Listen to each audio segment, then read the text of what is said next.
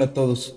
Vamos a continuar, vamos a seguir hablando de poblaciones que comparten recursos. La vez pasada ya vimos un poco sobre las poblaciones dos poblaciones cuya interacción resulta ser negativa, es decir, afectan negativamente su crecimiento en la interacción.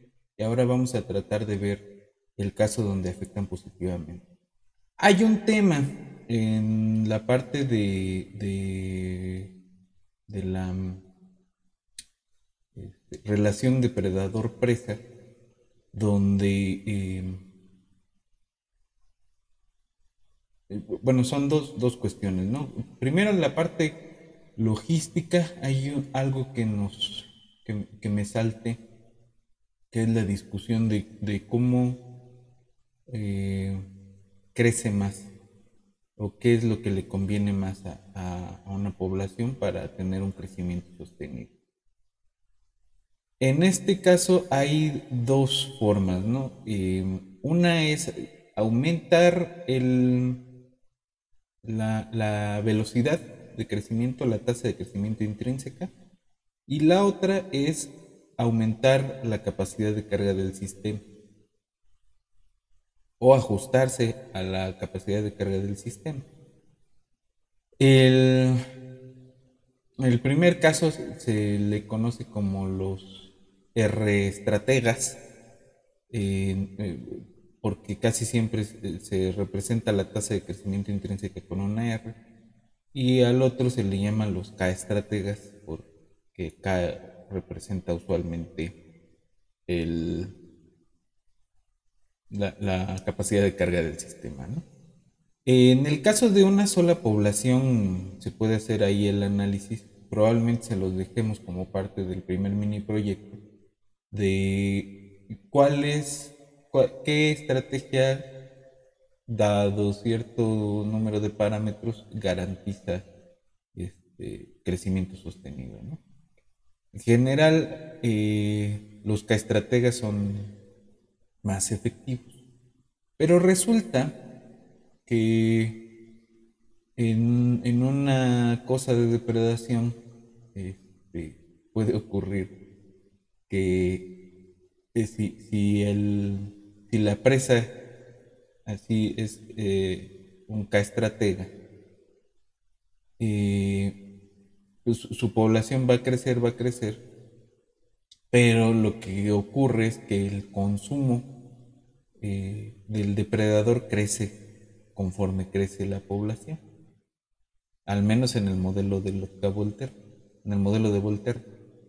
Eh, y entonces resulta que los K-estrategas les va peor porque son más abundantes y entonces el depredador consume más rápidamente y se provoca un fenómeno cercano a la extinción o de plano una extinción, ¿no?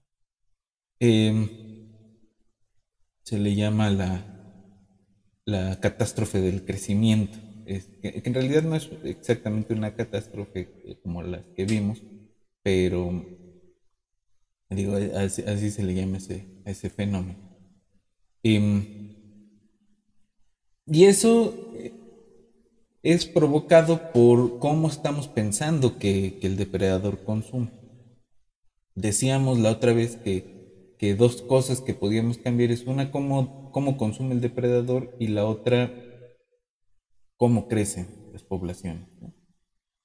Entonces, si suponemos que las poblaciones crecen como la logística, o al menos la población de presa crece como la logística, el, la dinámica puede cambiar de acuerdo a cómo consume el depredador. Entonces, hay una relación entre la forma del consumo, la forma en que se realiza la depredación y la forma en la que eso cómo está relacionado con la densidad de presa, ¿no? Si es una relación directa, si hay una cosa cuadrática, no lineal, o si simplemente es un crecimiento logístico. Eh, lo que sí es cierto es que debe ser una función que se satura, ¿no? Pero hay al menos tres maneras de saturarse. Una es una saturación abrupta, ¿no? Llega a un máximo y ¡pac! Se satura. Otra es una saturación suave, que es como el logaritmo. Y la otra es una sigmoide, que tiene una fase de crecimiento rápido y luego cambia la forma de la curva, ¿no? Esa relación entre consumo y densidad de presas se le llama de respuesta funcional. Uno de los matemáticos que más se adentró a estudiar la respuesta funcional como un artefacto matemático, y además con una aplicación concreta en la explicación de la depredación como relación ecológica, fue Bose-Helling. Y Helling describió generalmente tres tipos de respuesta funcional. Ahora se les llama respuesta funcional tipo Helling 1, 2 y 3. Entonces vamos a revisar un poco cómo son esas respuestas funcionales y iniciar una manera de cómo explicar desde primeros principios esas respuestas funcionales, ¿no? Hay que decir que Holling lo hizo a partir de observaciones, ¿no? Observaciones. Y luego propuso esto para modelar relaciones entre dos especies. Em, ¿Se puede esto generalizar a más especies? Lo tendremos que revisar. Eh, bueno, en la explicación vamos a ver que también la movilidad tendría que interesarnos, ¿no? ¿Cómo cambiaría la movilidad de presas y depredadores ese modelo? Porque aquí solo nos interesa cómo se relaciona, cuántas presas vas a agarrar si tienes tantas, cuántas presas va a agarrar cada depredador, ¿no? Y eso va a depender, según Holling, de dos cosas, ¿no? Una, si es un depredador activo o si eh, si necesita manipular a la presa en el sentido de tener una especie de almacenaje, ¿no? Si se lleva al animal y lo guarda en algún sitio.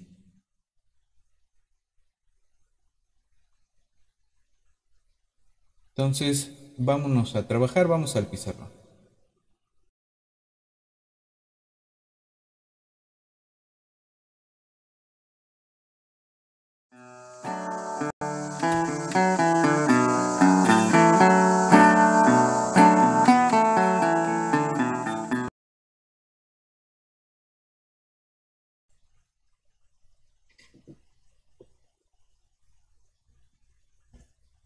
Bien, entonces empezamos con el modelito que describe este mutualismo. Entonces partimos otra vez de nuestro sistema de ecuaciones de la vez pasada. Eh, Tenemos dos poblaciones, cada uno tiene su tasa intrínseca de crecimiento, pero crecen como una logística, cada una con su capacidad de carga.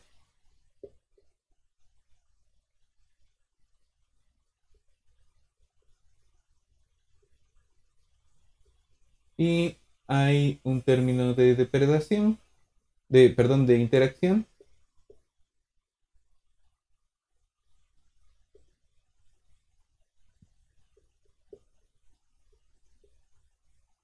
que en este caso vamos a preguntarnos qué pasa cuando beta y j son ambos dos positivos, ¿no? Y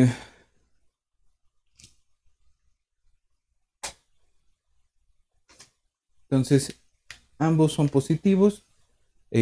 Vamos a hacer lo mismo que la vez pasada. Vamos a dimensionalizar esto. Entonces hacemos U1 igual a n a x sobre k1 y U2 es y sobre k2.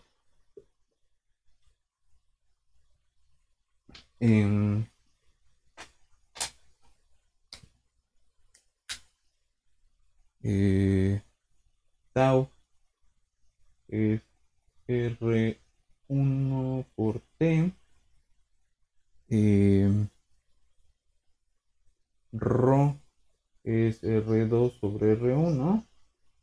Y vamos a llamarle a y j, a alfa y j, perdón, a beta y j por kj sobre ki, ¿no? Entonces tenemos el modelo adimensionalizado, que es U1 punto igual a U1 por 1 menos U1 más a alfa 1, 2 por U2. Y U2 punto, que es rho por U2 por 1 menos U2 más alfa 2, 1 por U1.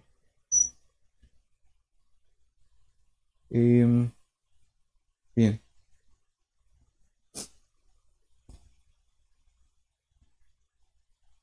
Entonces, ¿quiénes son los puntos de equilibrio? Otra vez el 0 es 1.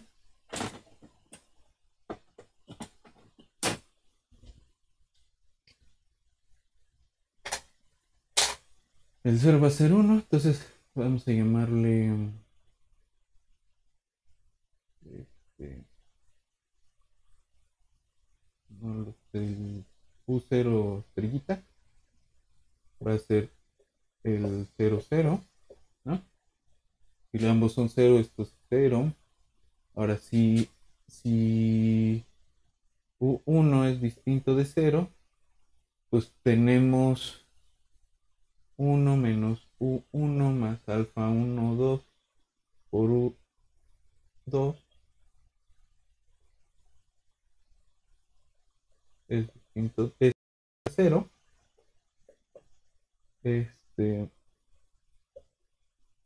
Y podremos tener que U2 fuera 0, ¿no? Y si U2 es 0, entonces esto es 1 menos U1 más nada, ¿no? Y tenemos el segundo punto, 1 estrella, que es 1,0. Y haciendo las mismas cuentas, pero para U2 igual a distinto de 0 y 1 igual a 0, vamos a tener esto de acá. Tenemos 1 menos U2 más alfa 2, 1 por U, pero la U es 0.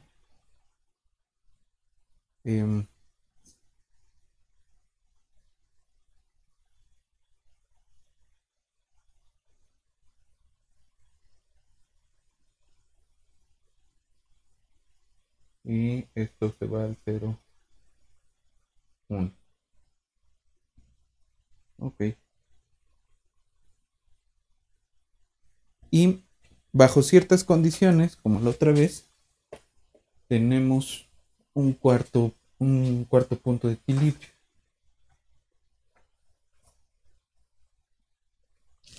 Ese, ¿cómo lo obtenemos?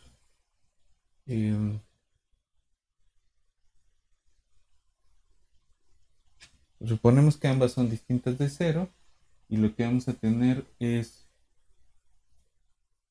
que uno o que 1 menos U1 más alfa 1, 2, U2 es igual a cero y que 1 menos U2 más alfa 2, 1, U1 es igual a cero, ¿no?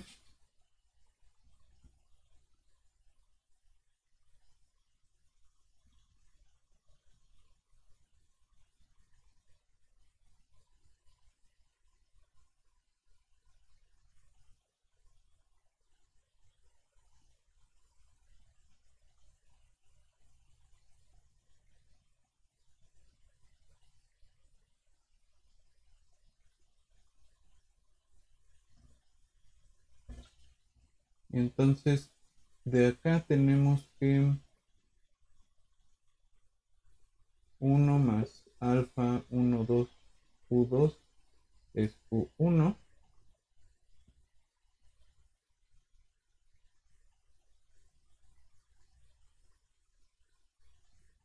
pero U1,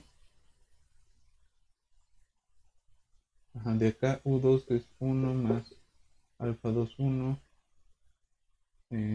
por U1,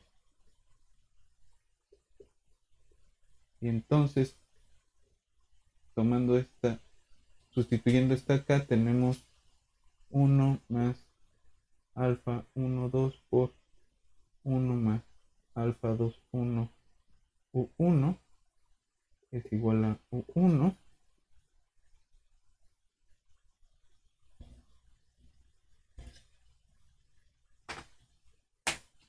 Tenemos 1 más alfa 1, 2 más alfa 1, 2, alfa 2, 1 por U1 igual a U1. Y esto es que más alfa 1, 2 más 1 es igual a U1 por 1 menos alfa 1, 2, alfa 2, 1. Y tenemos que U1 es 1 más alfa 1, 2 sobre 1 menos alfa 1, 2, alfa 2, 1. Y haciendo lo mismo para la otra variable, es decir, sustituyendo este valor acá, vamos a tener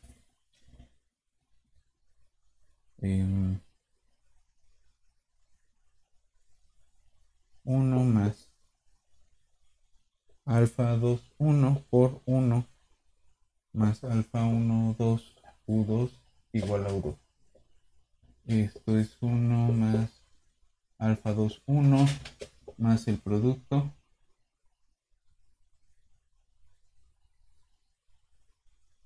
igual a U2, y U2 pues es este de acá menos sobre 1 menos este de acá, ¿no?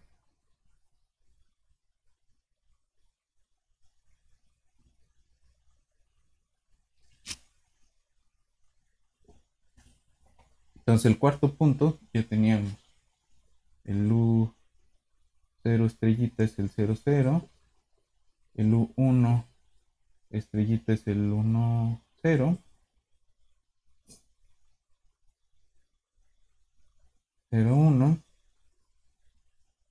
y el cuarto punto, que es el U3 estrellita, es 1 más alfa 1, 2 sobre 1 menos alfa 1, 2, alfa 2, 1 y 1 más alfa 2, 1 sobre 1 menos alfa 1, 2, alfa 2, 1.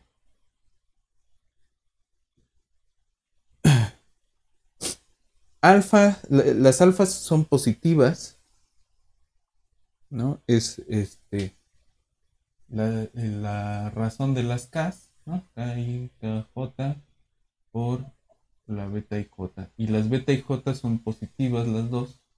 Entonces ese número siempre es positivo, este de acá. Y lo que nos va a interesar es esta cosa de acá, ¿no? Pues esto solo existe y solo nos interesa. Existe cuando alfa 1 2 por alfa 2 1 es distinto de uno, ¿no? Pero a nosotros nada más nos va a interesar, o solo es biológicamente interesante cuando esto es menor que uno, ¿no?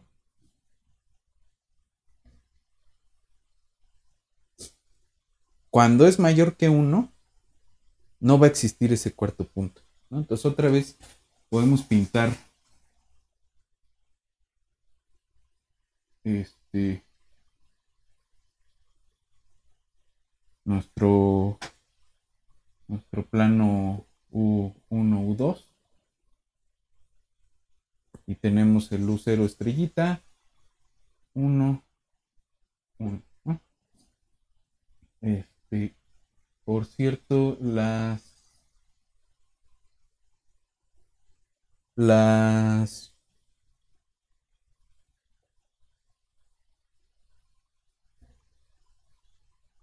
las aeroclinas se van a ver iguales que la vez pasada, ¿no? Eh,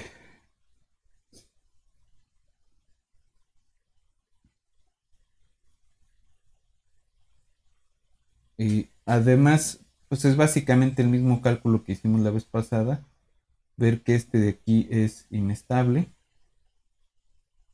estos son puntos silla,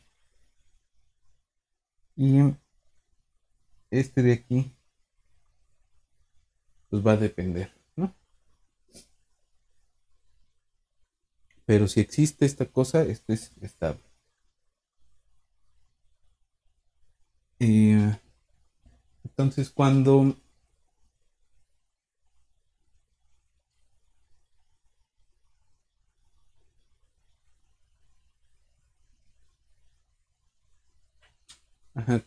esto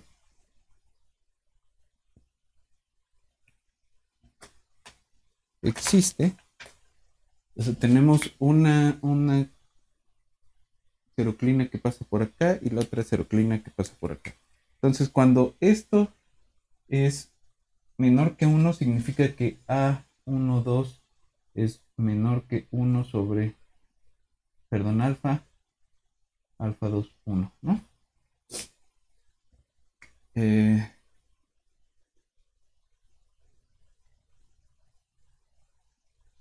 y es que ese era el punto por donde pasaba esto, ¿no? Y el otro puede pasar así, ¿no?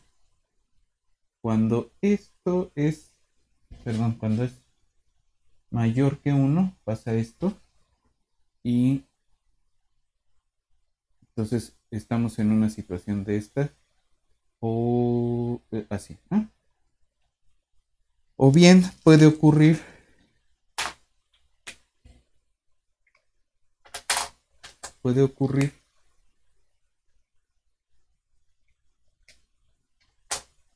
que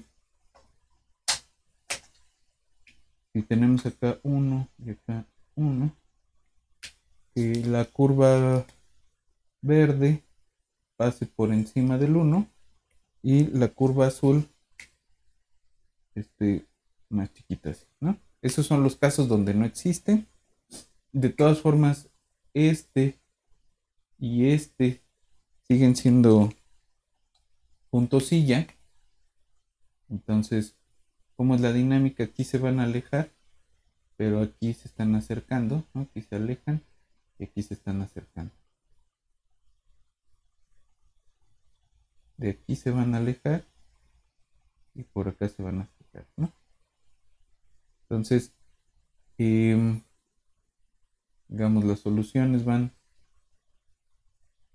así, por acá decaen y por acá se van a, ¿no? Por acá van así, así y así. Entonces, eh, en ese caso es cuando menos se afectan, ¿no? O sea, su dinámica va determinada por esa. esos puntos. Sí, ahora lo que realmente nos interesa es qué pasa cuando sí existe ese cuarto punto y qué implica la estabilidad. Pues, uno, uno. Y tenemos igual dos regímenes, ¿no? Pues uno es pega por acá y acá arriba, ¿no?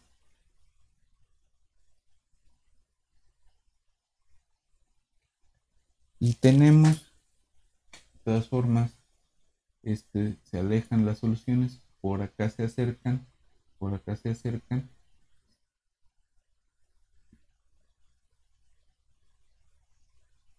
¿Qué va a pasar con este punto? Pues tenemos un nodo.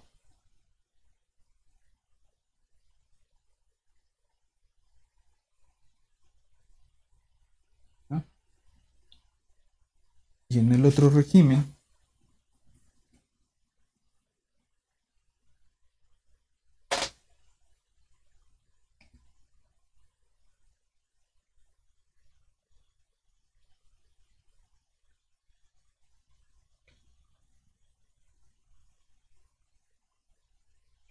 usamos la azul va a venir por acá y la verde por acá.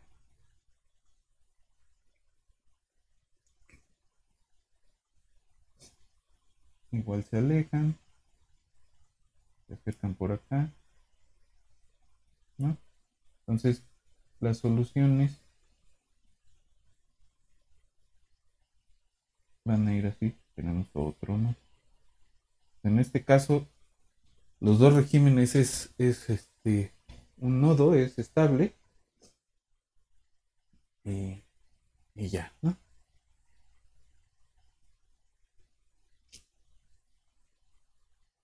Ok. Bueno, no, de hecho, en este caso estoy dibujando un poco mal porque las betas son positivas, ¿no? Entonces, eso nos dice que de uno se van a ir así y del otro se van a ir así. Y pueden o no pueden cruzarse, ¿no? Entonces, el caso donde son paralelas es donde, el caso donde las dos son paralelas es donde el producto de las alfas es sí,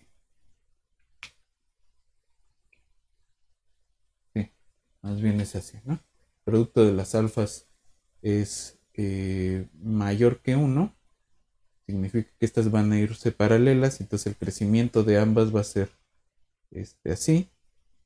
Eh, Acá van a tener su capacidad de carga, ¿no? Y en este caso, sí se van a cruzar. Entonces puede ser así. Ajá, y ahí va a estar el otro punto.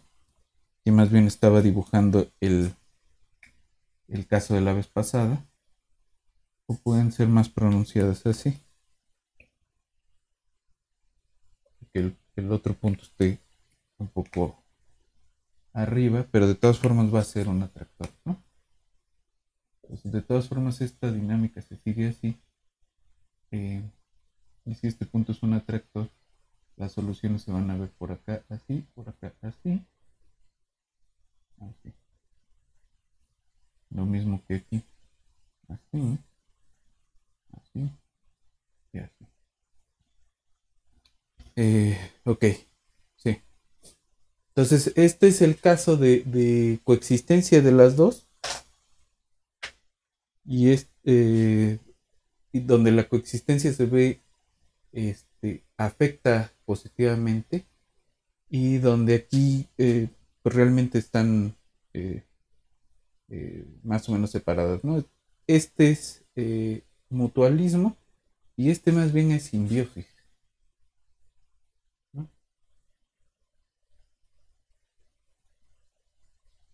El punto donde ambas coexisten es un atractor. Bueno, ahora quiero moverme hacia atrás un poquito y abordar el tema de la respuesta funcional de tipo Hall. Eh, entonces, les decía, es respuesta funcional.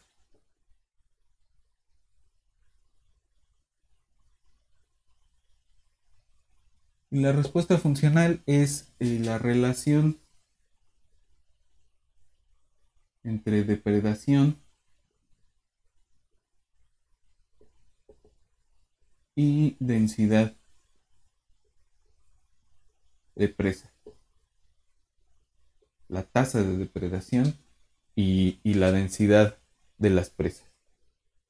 Entonces, Buzz Holling, a finales de los 50, investigó, trató de investigar cómo funcionaba esto.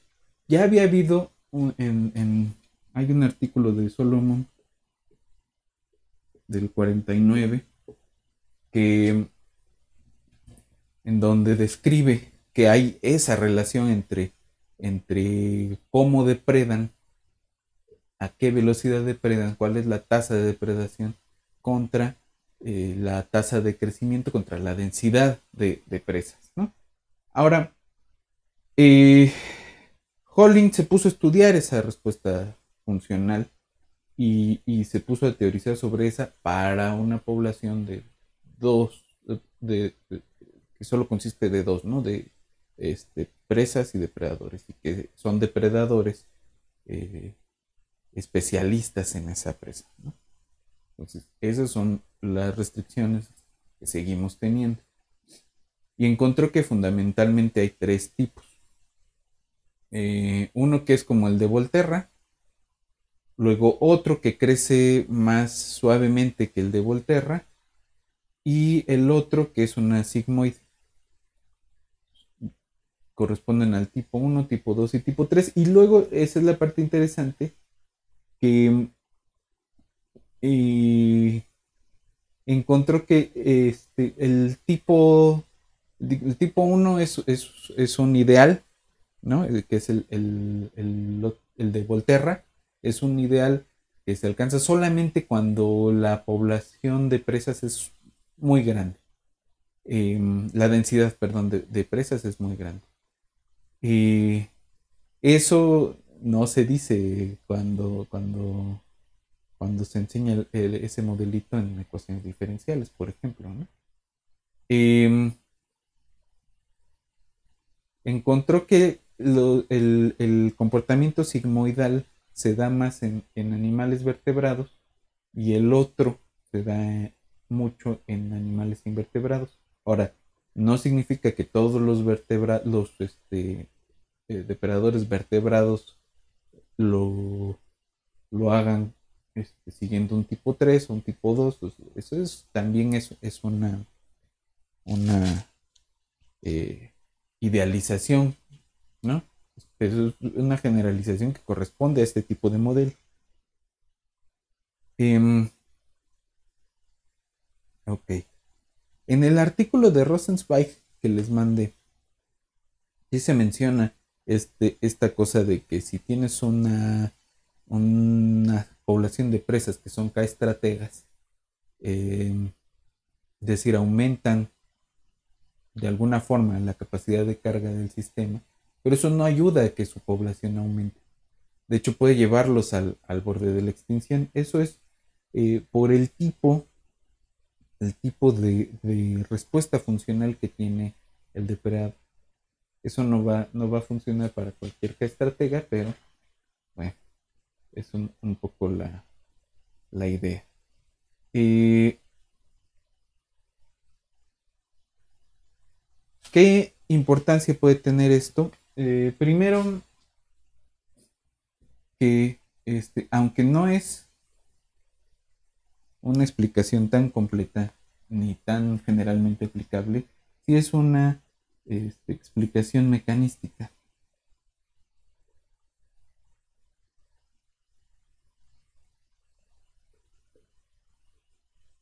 de la relación ecológica.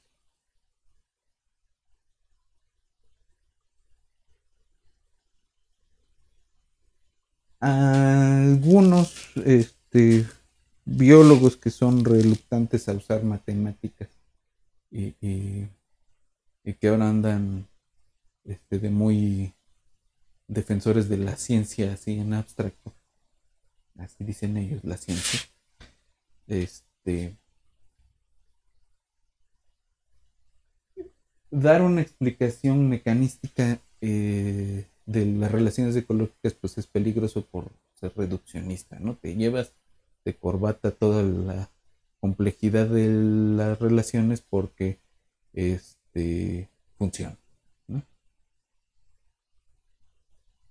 El problema es que esa discusión que contrapone contingencia y reduccionismo realmente es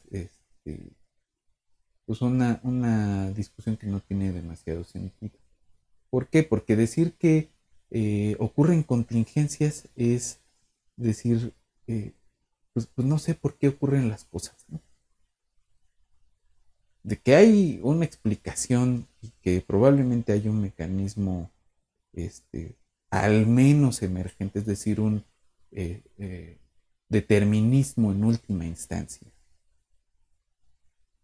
Lo hay. Pero de allí a saltar a que las cosas ocurren accidentalmente, es estar del otro lado, ¿no? Es decir, efectivamente no podemos pensar que todo es parte de un plan, ¿no? No somos religiosos, pero tampoco podemos hincar la rodilla ante el Dios de los laicos, que es el azar, ¿no? Entonces, eh, es una discusión que a mí me parece que no tiene demasiado sentido porque eh, no es en sentido estricto una explicación reduccionista, sino reductivista, ¿no? Nos vamos hacia los componentes, pero tratamos de reconstruir a, el comportamiento a larga escala pensando en posibles patrones emergentes de esta cosa, ¿no? Eh, la segunda es que es una explicación matemática que tiene alguna practicidad, aunque sea limitada, ¿no? Se va la relación concreta que hay entre estas especies y trata de a partir de ahí reconstruir las relaciones matemáticas entre las leyes que suponemos que están explicando el fenómeno y luego a partir de ahí se reconstruye una explicación pragmática de qué es lo que está significando toda esa matemática, ¿no? Entonces, es un ejercicio bastante interesante. Les voy a mandar los artículos de Holling. No es indispensable que los lean completos, pero es interesante tenerlos como un lugar hacia donde regresar cuando se duda del poder de la explicación, ¿no? Ok, entonces vamos a ver. El tipo, entonces la respuesta funcional de Holling tipo uno, eh, si aquí en lo que sigue vamos a tomar C como la tasa de depredación y N, la densidad de presas. Entonces el tipo Holling uno es cuando la C se ve como una constante por n, ¿no? Es decir, en el modelito vamos a tener las presas, se ven como este x por 1 menos x sobre k o menos por alguna r, ¿no? Menos la tasa de depredación, alfa x por qué, ¿no? decir, es el, el de Volterra. ¿Sí? Eh, este es el Holling 1. El Holling 2, lo que dice Holling es que esto se vale para un valor crítico. Pues, valor crítico de la N. Es decir, densidades grandes. El tipo Holling 2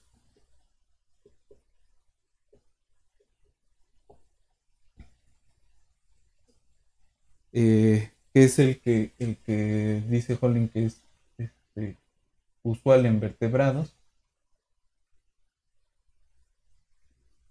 en invertebrados, perdón. Eh, Se ve parecido a este, pero va a tender hacia es decir, va a llegar a su valor crítico menos abruptamente, ¿no? Esto es alfa por T por N. No, aquí ya es también dependiente del tiempo. Esta de aquí, si nos quedamos nada más así, bueno, ahorita hacemos los dibujos y hago un comentario. Y el tipo Holling 3 es parecido a este, pero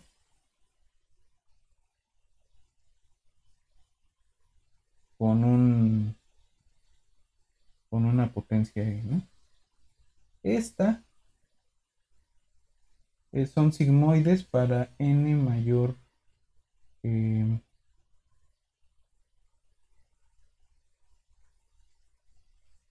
1.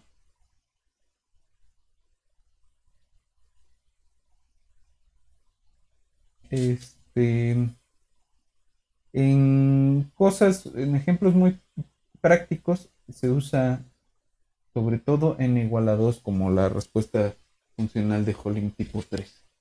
Eh,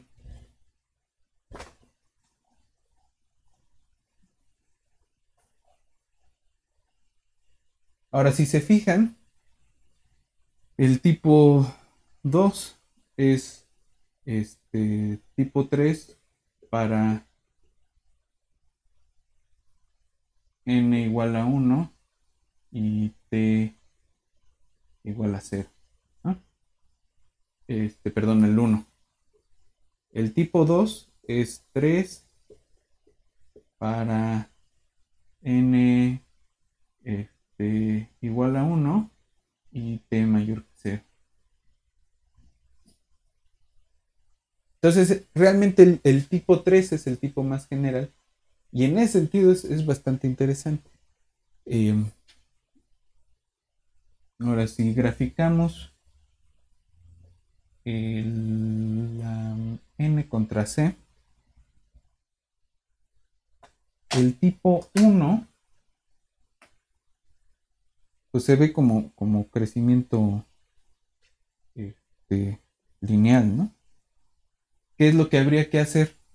Pues realmente no es esta de aquí, eh, sino que se va a ver como alfa n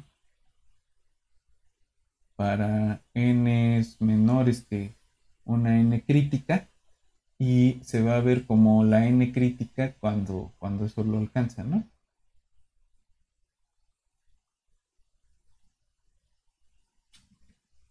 Entonces, si la n crítica anda por acá, y se puede calcular la n crítica a partir de los demás,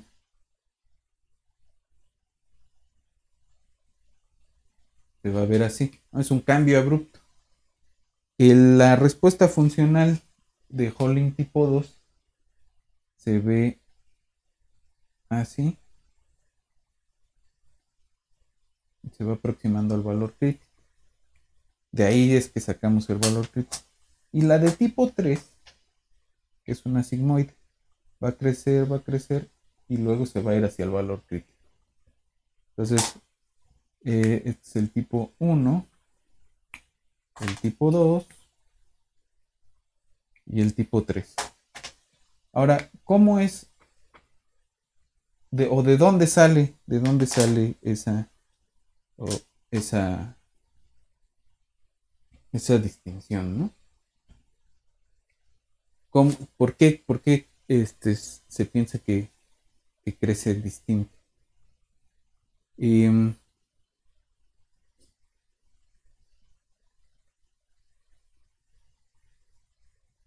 la idea va a ser la siguiente. Partimos en el Holling tipo 1, pues se dice, bueno, la probabilidad. A ver, primero pensemos en lo siguiente. Supongamos que tenemos un arreglo en una de sitios, ¿no? Es decir, cada bolita de estas va a representar eh, un lugar en el hábitat, ¿no? Pero esto lo vamos a representar como una gráfica completa, ¿no? Entonces, imagínense el KN. Entonces, KN va a ser el hábitat y en cada uno de estos lugares podemos tener 3 estados, ¿no? Cada nodo tenemos un estado y el estado puede ser P si hay presas, D si son depredadores o vacío, ¿no? Si no hay nadie. Pero va a haber dos situaciones. Y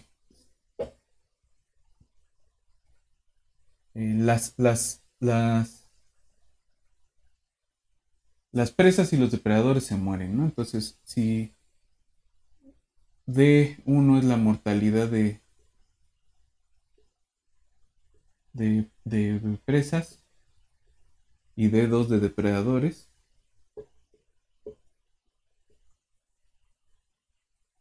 entonces hay una regla para vaciar que va a depender de esas tasas, ¿no? Entonces, de tener estado P con una tasa se va a volver vacío. Y de tener estado D con una tasa se va a volver vacío. Además, si yo tengo de vecino a un depredador, ¿no? Depredador y presa, vamos a tener que se vacía de presas y entonces voy a tener depredador, depredador. Si tenemos un depredador y un depredador, al rato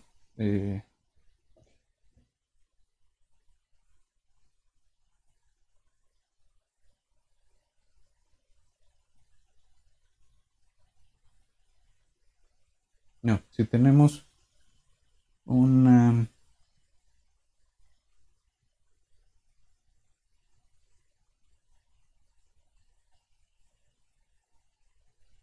una presa y una presa y un lugar vacío, al rato tenemos dos presas, ¿no? Eh,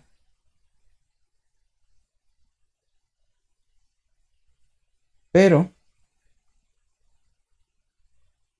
lo que dice Holling es que hay dos tipos de depredadores.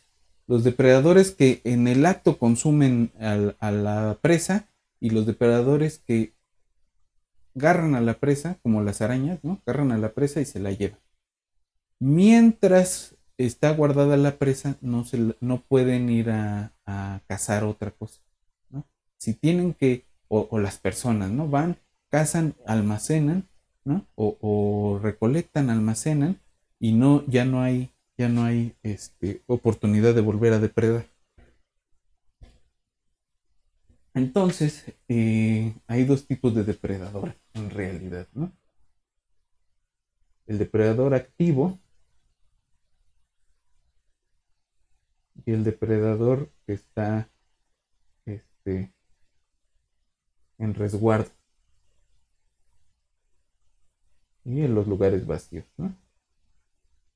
Entonces, eh, estas reglas, pues hay que aumentarlas, ¿no? El depredador activo se muere, igual que el depredador este, de la otra forma, pero si es un depredador activo, aquí vamos a tener un depredador en resguardo y aquí un activo, ¿no?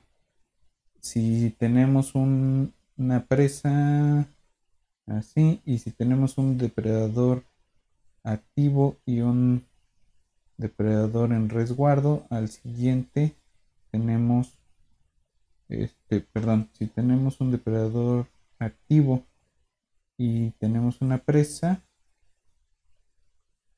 la otra posibilidad es que tengamos un depredador en resguardo y un lugar vacío, ¿no? Entonces esta diferencia es la que genera el cambio de tipo 2 a tipo 3. Perdón, de tipo 1 a tipo 2. Entonces el tipo 1 corresponde a pensar que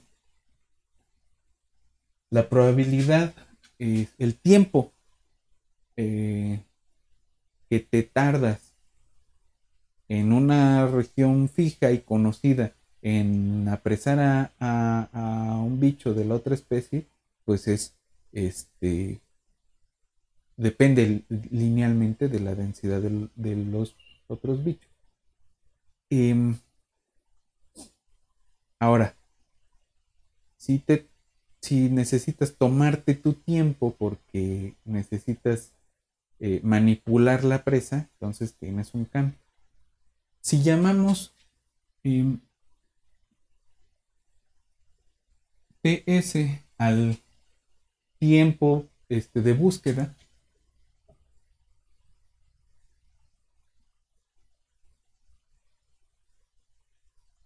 eh, y Y a las presas consumidas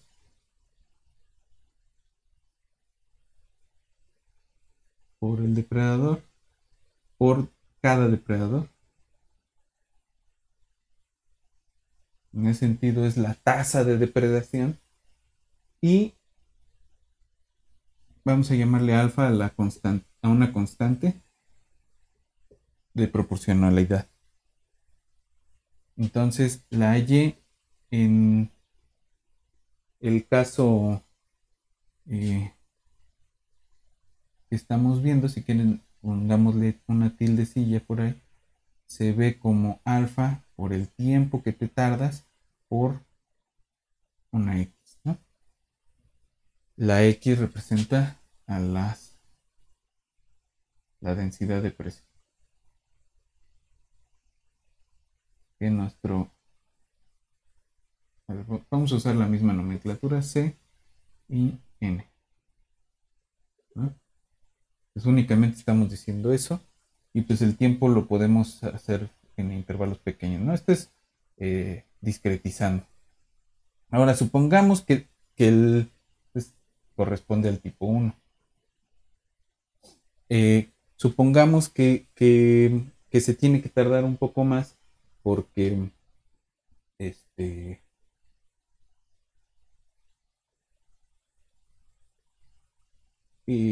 tiene que tomarse su tiempo para eh, no sé, despedazar a la presa o algo, ¿no? Entonces, eh, hay un tiempo que se va a tardar y entonces TS se va a ver diferente. TS es el que va a cambiar. Y TS se va a ver como un tiempo activo de depredación y pues va a reducirse conforme este, se reduzca la C, ¿no?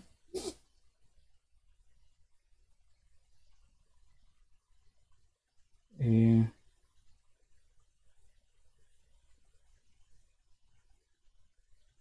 entonces se tiene que si metemos esta TS nueva a,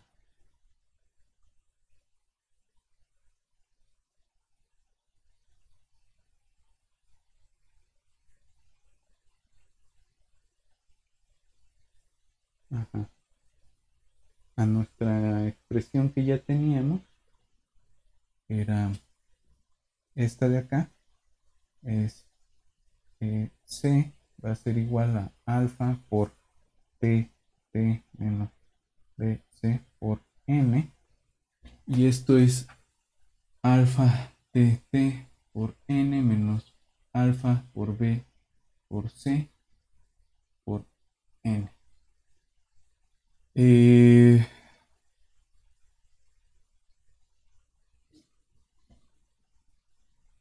Luego escribimos este 1 más alfa B N por C es igual a alfa TT N. Y entonces la C viene dada como alfa TT N sobre 1 más alfa de N, que corresponde al tipo 2.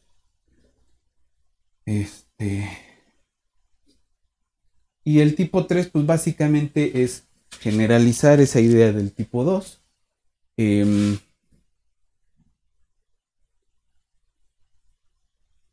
¿No? Considerando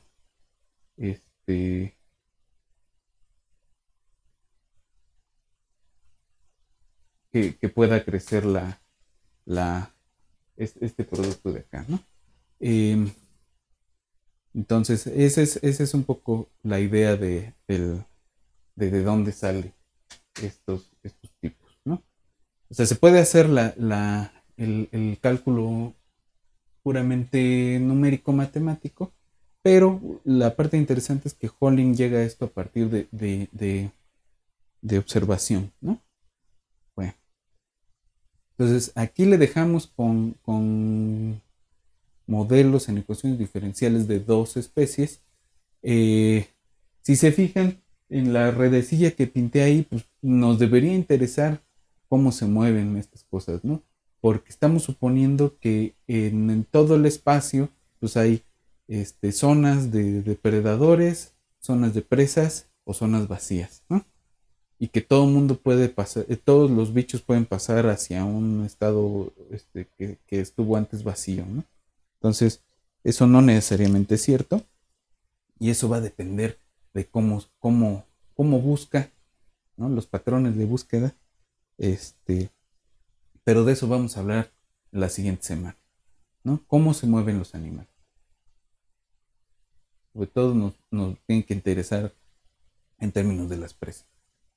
Bueno, pues nos vemos en la siguiente.